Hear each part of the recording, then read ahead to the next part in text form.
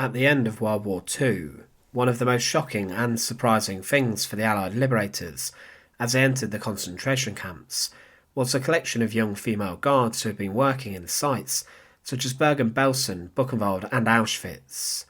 These women became notorious for their brutality during the conflict, and they became murderesses and torturers every single day.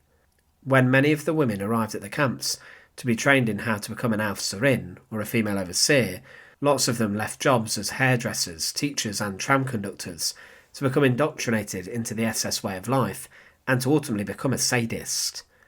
They were attracted to this work for the pay and also the chance of advancement, but many may have also wanted to become guards, to wield power and authority over prisoners who they had been told for years did not deserve to live. After the conclusion of the Second World War in Europe, many of these women were brought to trial for their crimes and actions, and some, including Irma Grese, Jenny Wanda Bachmann, and Elisabeth Volkenrath, were sentenced to death for what they had done. Regarding the executions of the female guards of Stutthof, these women were executed on a huge gallows in front of thousands of people. However, most of those who were condemned to death were executed in private, within a small chamber inside an Allied-occupied German prison. But surprisingly, some of the graves of these female guards still exist on Earth today, and they were buried and not cremated, unlike most of the other condemned war criminals were. But who are these female guards of the concentration camps, whose graves still exist today? To support our channel, please make sure to subscribe. The percentage of women who were ever brought to trial for their crimes at the end of the war, when compared to those who escaped any form of justice, is shocking. There were thousands of women who served inside the concentration camps, but only a few dozen were ever tried for their crimes. Recently, one woman, Irmgard Fürstner, who was almost 100 years old, was tried and judged for the actions she committed inside one of the camps over 80 years ago. There were 3 major war crimes trials that dealt with specific crimes committed at different camps that did feature women heavily. These were the Belsen trials, the Stutthof trials and the Auschwitz trials. Women were brought to courtrooms for different ones, but these 3 legal proceedings in particular featured women whose actions, when told to the world, caused gasps and horror, especially inside the courtroom. The Belsen trials saw a number of women brought to trial for the crimes they committed, not just at Bergen-Belsen, but also inside of Auschwitz.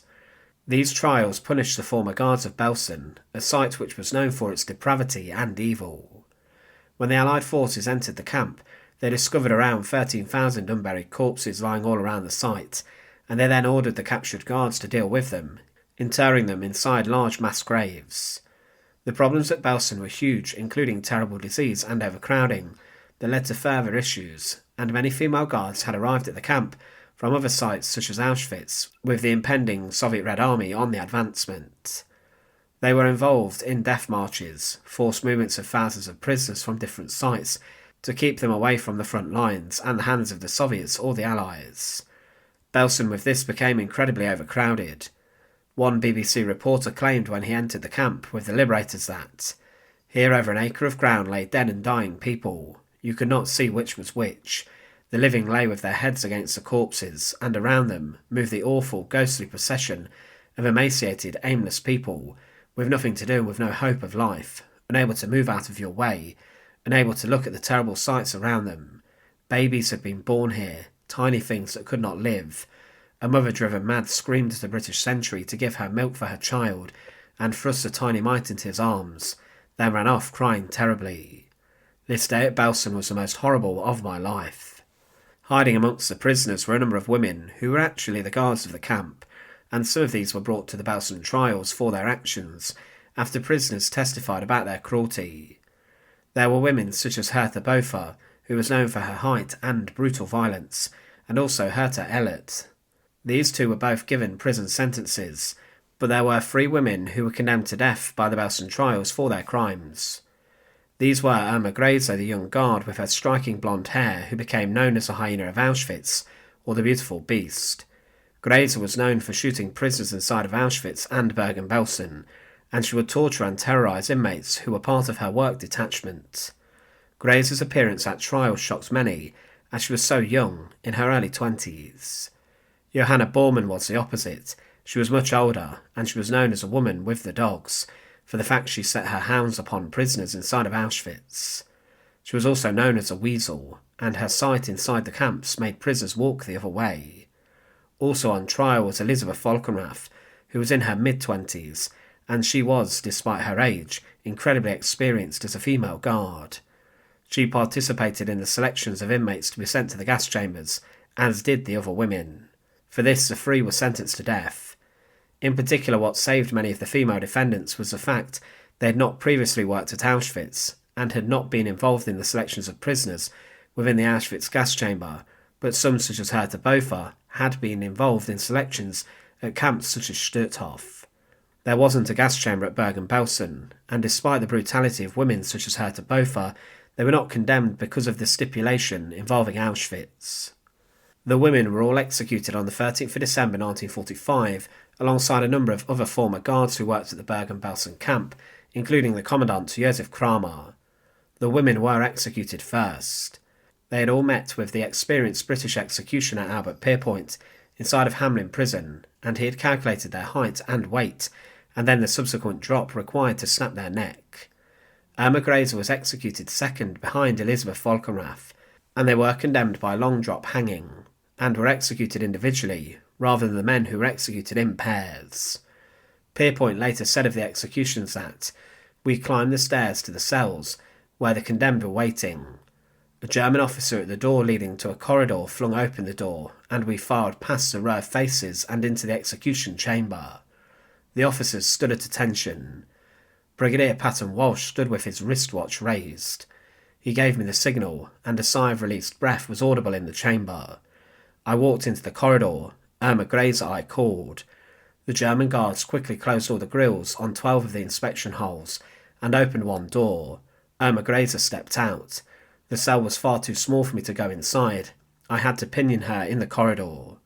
Follow me, I said in English, and O'Neill repeated the order in German. At 9:34 a.m. she walked into the execution chamber, gazed for a moment at the officials standing round it, then walked onto the centre of the trap, where I had made a chalk mark. She stood on this mark very firmly, and as I placed the white cap over her head, she said in her languid voice, "Schnell." The drop crashed down, and the doctor followed me into the pit, and then pronounced her dead. After 20 minutes, the body was taken down, and placed in a coffin ready for burial. After Grese, Johanna Bormann was the final and third woman executed, with Elisabeth Volkenrath being the first. After the executions, the bodies of the women, as Pierpoint mentioned, were cut down, and they were then placed inside of cheap wooden coffins ready for burial. They were not cremated, unlike other Nazi war criminals who were executed by the Americans were. The British tended to bury them. The bodies were all interred inside of roughly dug grave sites within the courtyard of Hamelin prison. They were left for some time undisturbed, but around the 1950s there were concerns about neo-Nazi groups. However, the decision was then taken for the British to pass over Hamelin prison back to the German authorities and the German people.